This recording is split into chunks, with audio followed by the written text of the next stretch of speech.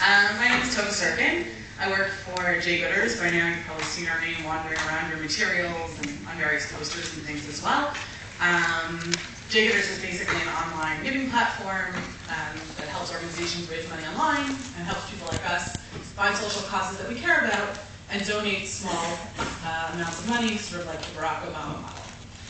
I want to start with a little bit of a story. I agree that there's no question that social media has deeply impacted the nonprofit sector and therefore philanthropy in the Jewish world.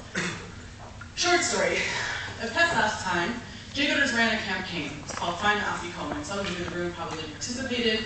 There's a cute little picture of an Afikomen of a Seder night, and the Afikomen was not so subtly hidden in the picture. People were invited to click to find Afikomen and then enter a lottery. And the winner of that lottery would win $1,000 to donate to the cause of their choice through the J-Gooders site. And we had hundreds of people enter from all over the world. It was very exciting. And when it came time to choose the winner, randomly of course, it turned out that the winner was someone from The Hague. And as far as we could tell, had absolutely zero connection to the Jewish community. And this all came about because we posted, not only within the J-Gooders site and other Jewish sites, we posted a campaign on a social action site that had nothing to do with the Jewish world. And this very nice young man from The Hague donated his $1,000 to an organization in Israel that deals with autism because he's passionate about autism. And then wrote about it in his own blog in Dutch, as far as we can tell. He wrote about it in Dutch. Saw J-Gooders there.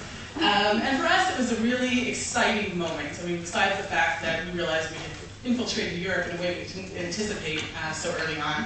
But it was a good example of how open the borders have become. And I think that when you think about the third sector and philanthropy, that's really the main sort of issue that I want to talk about, is how open the borders have become, how easy it is to access things that are millions of miles away, how easy it is to be connected to things that you've never had a kind of connection with before. Because when those of you who have any sort of experience with fundraising know that it has a lot to do with interaction and connecting to people and having them believe in the same things that you and your organization believe in.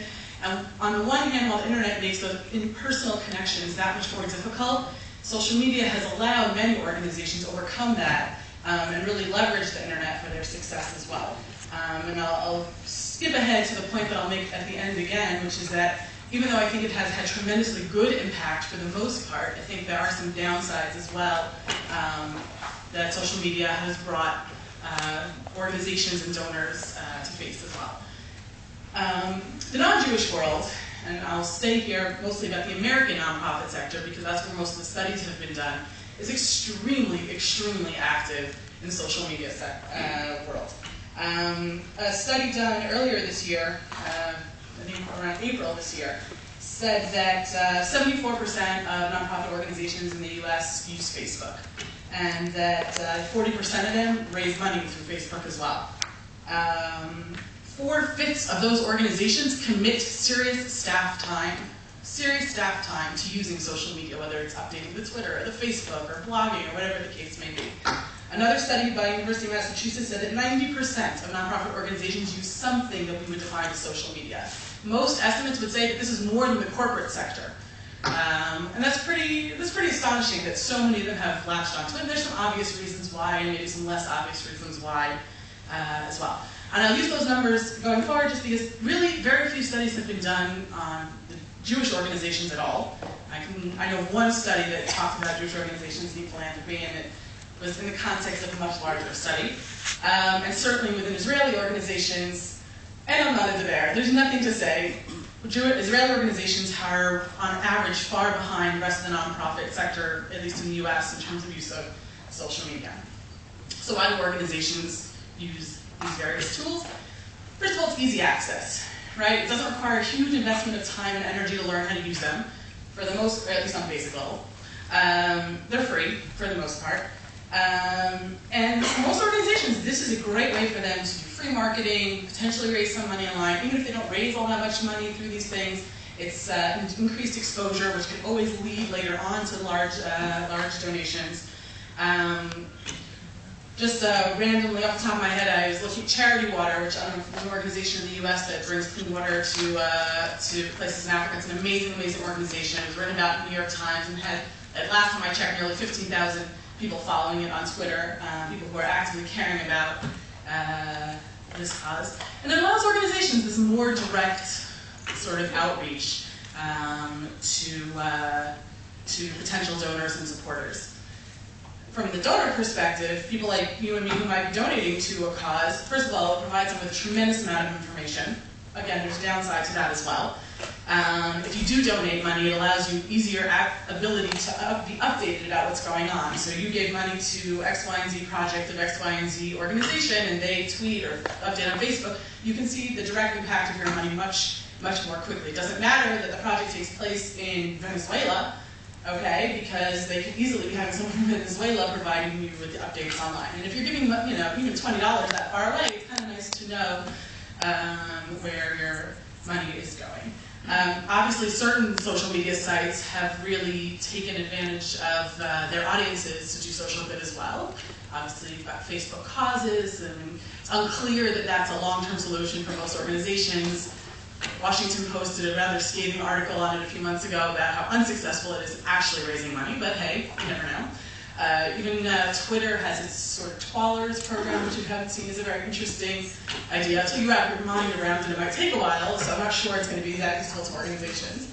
And there's the immediacy factor. You read about some terrible situation, whether it's Kasamin falling in the north or an outbreak of some disease somewhere, or a flood or a hurricane, or whatever you read about it, at that moment you can click and make a donation right away.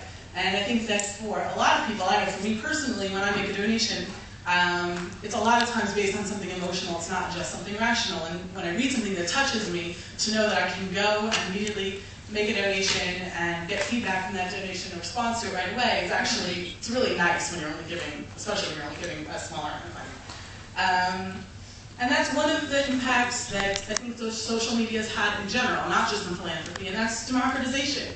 It makes things accessible to everyone. It levels the playing field for organizations for sure, because everybody sort of has equal access. Minus the cost of staff time, let's say, but more or less organizations have equal access to these tools. And for the donors as well. It allows them the ability to have some sort of impact no matter how much money they want to give. So is this good or is this bad? Well, the flooding of information, I would say, is the first sort of challenge, which is that those of you who might follow some organizations on Facebook or Twitter or things like that, or read blogs, it's a lot of information. Some organizations perhaps overdo it, and even if they don't, if you care about a few different things, that's it. That's your whole day right there, reading about what they're doing. And sorting through that and trying to figure out what you want to actively support becomes a challenge. It's not so easy. Sadly, there are a lot of problems in the world, and nobody can take them all upon themselves. And understanding how to set priorities for a donor is bad. And while it does put more power in the donor's hands, one of the concerns is that the sort of sexier, more exciting, hipper projects are what get attention through these things. The ones that have learned how to leverage Twitter the best or Facebook the best, with the most sort of intriguing messages that will capture people's attention in the short term, are not necessarily the community's most pressing concerns. And there are a number of leaders in the Jewish community who've said, well, it's great that people want to, fund clean water in Africa because that's sort of in right now, but what about senior citizens living in Beersheba, which is, maybe a less exciting topic to some people who are, online. And I'll say that I don't think that social media is the solution will totally solve every organization's fundraising and awareness issues. I think it's an incredible tool that will help them reach more people. I think that organizations need to invest more time in thinking about how to best use those tools and not just use those tools. And that they need to be integrated into a strategy for the organization in general. So for those of you who are involved in organizations and social causes, social media is not the let's say the magic bullet. Though the question of fundraising planning is difficult, I will say that there's no question that social media and online giving will never replace classic philanthropy and will never replace the major donors who do tremendous good for our community, but I do think that it gives all of us the ability to be much more directly involved in social causes that matter to us.